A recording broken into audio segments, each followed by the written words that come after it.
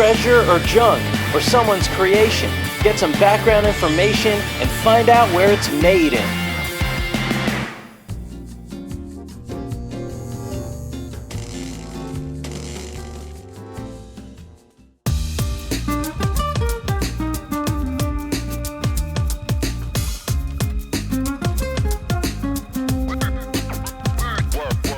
This is an interesting story. So I didn't know any of this, but there was a woman by the name of Leslie Scott.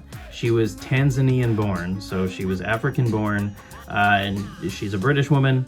And she lived with her family in a bunch of African places, starting with Tanzania, and they eventually lived in Ghana as well. And I guess they speak Swahili down there, and Jenga is Swahili for to build. So this all starts when Leslie Scott, her brother, goes to a sawmill that's near the house where they were living at the time in Ghana and picks up these wooden scraps that were laying around this sawmill down the road. So that sounds kind of dangerous to me, just going to the sawmill in your free time, but nonetheless, the brother took home the scraps, and the father, who liked making games, he did this often, he made a game out of those wooden scraps, and this is what's in front of us. He kind of built the prototype for this. So Leslie loved this particular game, and she would actually play it with her school friends sometimes, and they loved it. And she, in fact, came up with this name, Jenga. She was the one. And she started off her career actually sort of not having plans necessarily to make this a public game. She started out working for Intel UK. That's the same Intel that we have here in America that designs chips.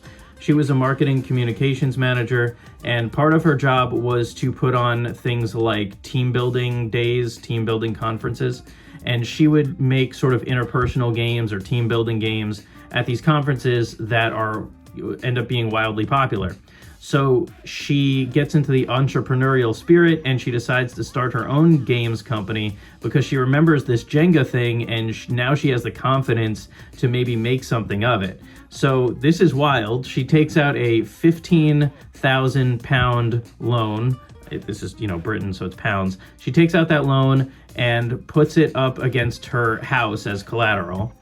And she starts this gaming company. So she has a bunch of these prototype Jenga games created. So it catches on enough that Irwin Toys in Canada takes notice, and they buy the rights to the game, essentially. And they really want to change the name, but Leslie Scott puts her foot down and says this is really important to the game, that it maintains this African beginning, this Jenga to build.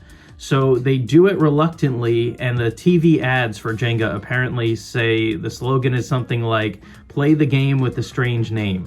So they sort of are like half in, they don't really want to do it, but they go along with this.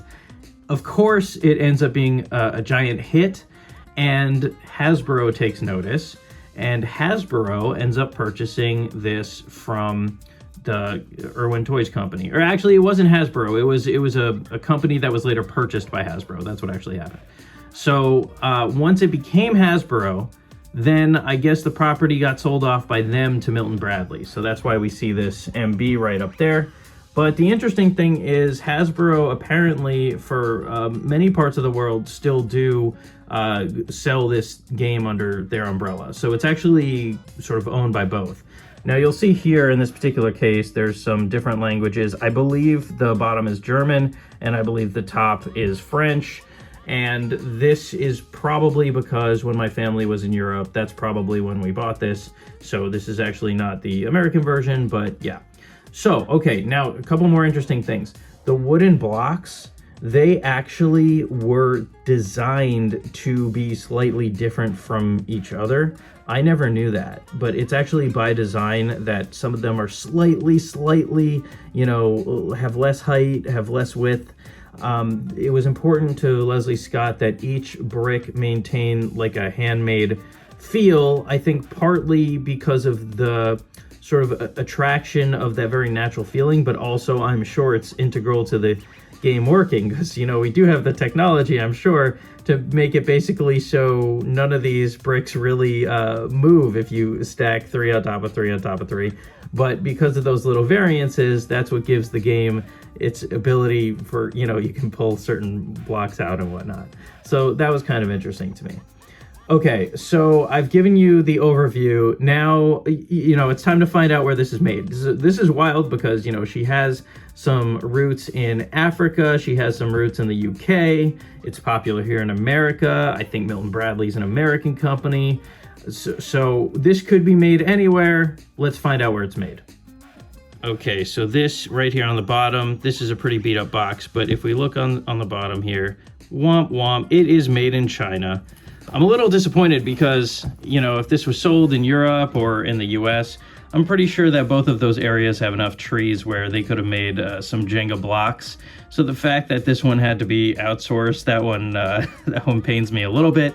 But there you have it. This game, Jenga, is made in China.